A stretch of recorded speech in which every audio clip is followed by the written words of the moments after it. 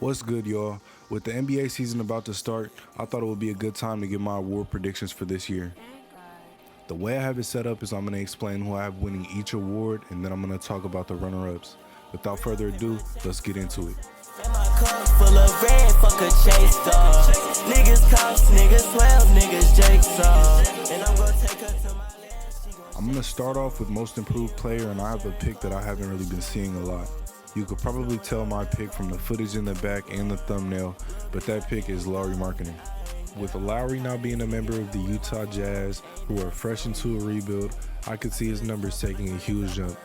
Lauri's play this summer in the Eurobasket is very telling of what could come this season. The role that he had on the Finland team could be very similar to the role that he's going to have on the Utah Jazz. This is going to be the first time in Lauri's career that he'll have a featured role in the offense.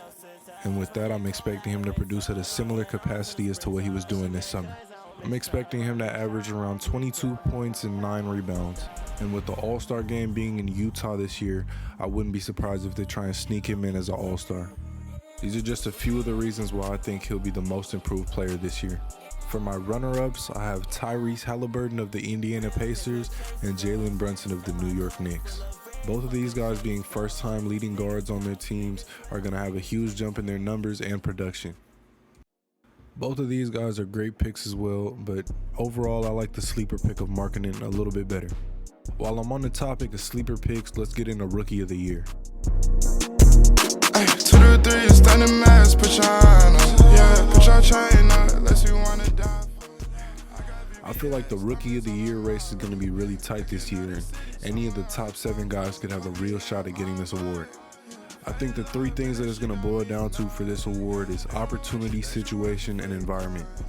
That's why my pick for this award is Keegan Murray of the Sacramento Kings.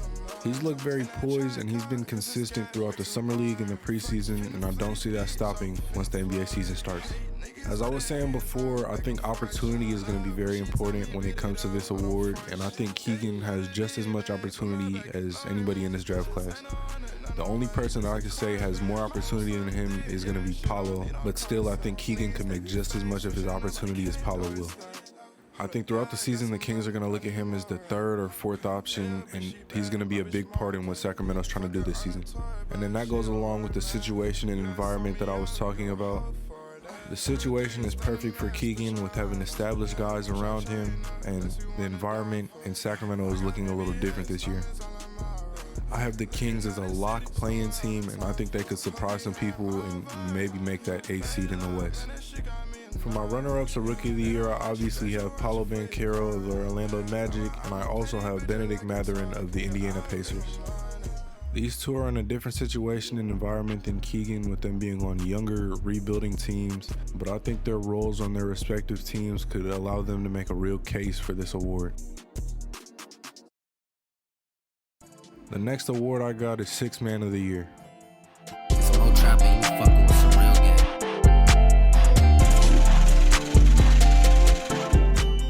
My pick for Sixth Man of the Year is Jordan Poole of the Golden State Warriors. I think that there's a lot of guys that have a real chance of winning this award, but what it's going to really come down to is who plays the most games off of the bench. This season, there's a lot of starter-level talent coming off the bench, and I feel like a lot of those guys are going to end up playing starter roles at some point in the season. This is a huge reason why I picked JP3 to win the award this year. I feel like the situation in Golden State is going to delegate him to the 6-man only role, and he's not going to be playing a lot of time as a starter. I definitely could see this changing throughout the year. With the lead guys in Golden State getting a little bit older, I could see JP having to play more games as a starter than I'm anticipating. But as long as he's coming off the bench, I could definitely see him averaging anywhere from 20 to 23 points a game, and he could possibly even make a push for the All-Star game this year. The runner-ups I have for this award are Malcolm Brogdon of the Boston Celtics and Tyler Hero of the Miami Heat. I feel like if these guys come off the bench for the majority of the season, they could have just as much as a shot as Jordan Poole at winning this award. But with that being said, I don't have them coming off the bench for the majority of the season, which is why I have them as runner-ups. Next, let's talk about the Defensive Player of the Year.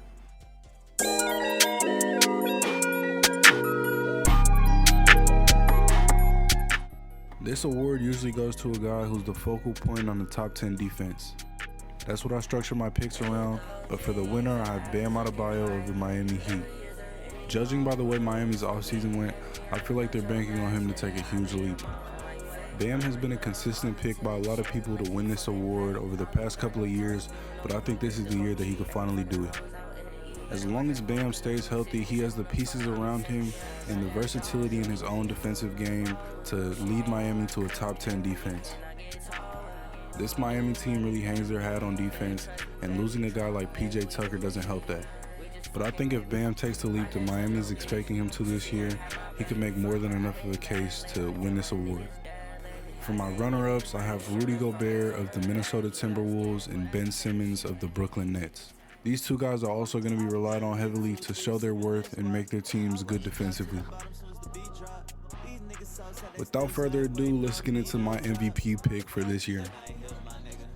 I'm tryna get my racks a little bit. I'm tryna fuck on you and your sis. Bitch, the stick on my pole like a strip. The summer in up, bitch, I'm cold in the winter. Poppin' icy cotton. While I think that there's a lot of guys that can have a real shot at winning this award depending on how they play and how their team plays this season, my pick to win it is Joel Embiid of the Philadelphia 76ers. Now, Joel is a guy who's had a really good career in the NBA so far, but doesn't have a lot to show for it. He's been runner-up to the MVP 2 years in a row, and he's never made it past the second round. I feel like this is a make-or-break-it year for Embiid, and I think he's gonna make it. I'm really high on this 76ers team as a whole, and him being the best player on there just helps his case even more. I think if Joel averages something similar to what he's been averaging the past 2 years, he stays healthy, and the Sixers are a top 3 seed in the East, I think this could finally be his year to win the award. My runner-ups for this award is Jason Tatum of the Boston Celtics and Giannis Antetokounmpo of the Milwaukee Bucks. Watching Tatum do what he did in the postseason last year makes me confident that he could take an MVP type jump, and I believe that Giannis is the best player in the NBA and he's always going to have a shot at winning this award. That's going to wrap it up for my award predictions for the 22-23 NBA season. Be sure to stay tuned for more content and give my Instagram a follow to stay updated. That's all I got for this video. See y'all on the next one.